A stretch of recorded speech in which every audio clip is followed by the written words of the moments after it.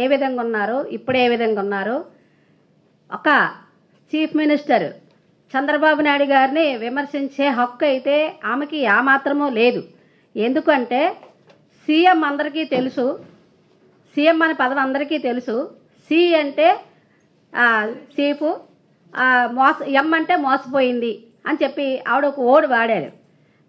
మేము అడుగుతున్నాం తెలుగుదేశం పార్టీ తరపున ఏమంటే, ఇప్పుడు జగన్ అంటే జైలు, గా అంటే గజ దొంగ అంటే ఒక చీఫ్ మినిస్టర్ గారిని మాట్లాడడానికి మీకు ఏ రైట్స్ ఉన్నాయి? ఏంటి మాట్లాడేది ఏంటి? మీకు ఎక్కడైనా ప్రాబ్లం వస్తే దానికోసం మాట్లాడాలి. ఒక చీఫ్ మినిస్టర్ గారిని కానీ, ఉప ముఖ్యమంత్రి గారిని కానీ, లోకేష్ గారిని కానీ, కూటమి నాయకుల్ని కానీ ఎవరినైనా సరే మాట్లాడేటప్పుడు కొంచెం ఆలోచించుకొని మాట్లాడాలి. పథకాలు ఎక్కడ లేవని చెప్తున్నారు. మీ గవర్నమెంట్లో, అప్పుడు ఉన్నటువంటి వైసీపీ గవర్నమెంట్లో సచివాలయాలకి ఉద్యోగులు ఇస్తే వెంటనే వాలంటీర్లకు అప్పచెప్పారని చెప్పేసి లబోదిబోమని మా కార్యకర్త కూడా ఒకటి ఏమీ కూడా మేము చేసుకోవడానికి వీలు లేదని చెప్పి ఏడ్చిన సందర్భాలు మీ కార్యకర్తలు, మీ నాయకులు ఎన్నో సందర్భాలు ఉన్నాయి. ఇది అన్న ఎన్టీ రామారావు గారు పెట్టిన పార్టీ మహిళలతోనే పుట్టుకొచ్చింది. మహిళలకి మెయిన్ ప్రాధాన్యత. ఆ రోజే ఎన్టీ రామారావు గారు మహిళలకి ప్రత్యేకంగా ఒక పద్మాలయ ఒక యూనివర్సిటీ మహిళా యూనివర్సిటీ పెట్టారు అప్పుడు ఉన్నటువంటి. అలాగే చంద్రబాబు నాయుడు గారు పొదుపు సంఘాలతో స్టార్ట్ చేసి మహిళా అభివృద్ధికి పేటేసిన సందర్భాలు. ఆయన ఇప్పుడు 4వసారి ముఖ్యమంత్రి అయినప్పటికీ అంటే అప్పటి నుంచి ఇప్పటి వరకు కూడా మహిళలే ప్రయారిటీ ఇచ్చుకొని వచ్చారు. అలాగే దీపం పథకం అవనియండి, అలాగే యువత భరోసా అవనియండి, అలాగే విద్యకు సంబంధించిన అవనియండి, అలాగే ఎన్నో ఐటీ కంపెనీలు కష్టపడి తీసుకొస్తే మీ వైసీపీ గవర్నమెంట్లో అన్నీ రిటర్న్ వెళ్ళిపోయినాయి. మళ్ళీ అవన్నీ కష్టపడి తీసుకొస్తున్నారు. మహిళలకి ఉచిత బస్సు ప్రయాణం, స్త్రీశక్తి పథకం ప్రవేశపెట్టి 30 గంటలు కూడా అవ్వలేదు. ఎక్కడ మీరు ఎంక్వైరింగ్ చేశారు? 12 లక్షల మంది ప్రయాణం చేశారు. మీరు బెంచ్ కారులోంచి దిగండి, కారులోంచి దిగి బస్సులో ప్రయాణం చేయండి. అప్పుడు బస్సు తాలూకు విలువలు, ఆర్థికంగా మహిళలు, బిలో పవర్టీలో ఉన్నటువంటి మహిళలు, లేకపోతే మిడిల్ క్లాస్ మహిళలు, లేకపోతే కారు లేని మహిళలు, ప్రతి ఒక్కరి కోసం మీకు తెలుస్తుంది. కాబట్టి ఈ పథకం ఇచ్చిన తర్వాత మహిళలు ఉత్సాహంతో ఉన్నారు. ఒక ఎగ్జాంపుల్ చెప్తా.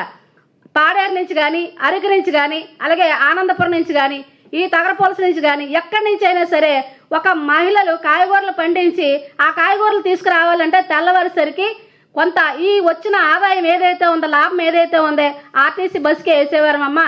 ఈరోజు ఈ ఉచిత బస్సు ప్రయాణం ద్వారాగా ఇప్పుడు మేము అమ్ముకున్న డబ్బులు మేము హ్యాపీగా వెళ్ళి హ్యాపీగా అమ్ముకొని మా లాభం మేము తెచ్చుకుంటున్నాం చెప్పి గర్వంగా చెప్తున్నారు మహిళలు. మహిళలతో మాట్లాడండి. ఏంటి మంచి పథకాన్ని ప్రవేశపెడితే ఇట చెప్తున్నారు ఏంటి? సూపర్ 6 ఎక్కడ అమలు చేయలేదు. గ్యాస్ బండ్లు ఇవ్వలేదా? యువతకు భరోసా ఇవ్వలేదా? పొదుపు సంఘాలు ఆర్థికంగా డెవలప్మెంట్ చేసి మహిళలకి ఉద్యోగ అవకాశాలు ఇవ్వట్లేదా? ఎక్కడ ఇవ్వట్లేదు. మీ జగన్మోహన్ రెడ్డి గారు తల్లికి అమ్మ ఒడి అని చెప్పేసి ఏం చేశారు? 3 పిల్లలు ఉన్నాయి ఇచ్చేస్తామన్నారు. ఎక్కడ ఇచ్చారు? ఎక్కడే ఇవ్వలే. మీరు చెప్పింది మోసపోయింది. మీ వైసీపీ గవర్నమెంట్ మోసపూర్తిమైన గవర్నమెంట్. కాబట్టి మీరు మాట్లాడేటప్పుడు చాలా కరెక్ట్గా మాట్లాడండి. వెళ్ళండి, బస్సులో ప్రయాణం చేయండి, తెలుసుకోండి, మాట్లాడండి. చంద్రబాబు నాయుడు గారు కానీ, పవన్ కళ్యాణ్ గారు కానీ, నరేంద్ర మోడీ గారు కానీ, లోకేష్ బాబు గారు కానీ 3-4 నాయకత్వంలో రాష్ట్రం అభివృద్ధి పదవులను నడుస్తుంది. కాబట్టి వరద కళ్యాణ్ గారు మీరు గతం మర్చిపోయి మాట్లాడొద్దు, ఆలోచించి మాట్లాడండి. ఒక సీఎం లెవెల్లో మాట్లాడేటప్పుడు తప్పులు చూపించి మాట్లాడండి. ఒక ఇంట్లో ఒక 5గురితోని కుటుంబం నడిపేటప్పుడే వెనక ముందవుద్ది. బిడ్డ పుట్టగానే ఆవకాయన్నం పెడతారా? మీరేం మాట్లాడుతున్నారు? 14 నెలలు అయ్యింది, ఇప్పుడు బస్సు పెట్టడం ఏంటని అడుగుతున్నారు. పక్క రాష్ట్రాన్ని చూసి పెడుతున్నారని అడుగుతున్నారు. పక్క రాష్ట్రమా లేకపోతే ఇతర దేశాలు? నాకు వచ్చిన ఐడియాలు నేను పెడతాను. నాకు వచ్చిన ఐడియాని చంద్రబాబు నాయుడు గారికి కూటమి నాయకత్వానికి వచ్చిన ఐడియా పెట్టారు. అప్పుడే ప్రవేశపెట్టారు. ఎప్పుడు? ఎలక్షన్ ముందు ప్రవేశపెట్టారు. ఒకటి నెక్స్ట్ ఆర్థికంగా అప్పులతో ఇచ్చింది మీ గవర్నమెంట్, అప్పులతో ఇచ్చింది వైసీపీ గవర్నమెంట్. అది మళ్ళీ డెవలప్ చేస్తూ ఒక పక్క సంక్షేమం, ఒక పక్క అభివృద్ధి చేస్తూ మహిళలకి ప్రాధాన్యత ఇస్తూ రాష్ట్రాన్ని అభివృద్ధి పదవులను నడిపిస్తున్నటువంటి కూటమి నాయకత్వాన్ని మీరు ప్రశ్నించే హక్కు, అర్హత లేదని చెప్పేసి ఈ మీడియా ద్వారా తెలియజేస్తున్నాము. ఆలోచించి మాట్లాడండి. బస్సులో ప్రయాణం చేయండి, ఫ్రీ బస్సులో ప్రయాణం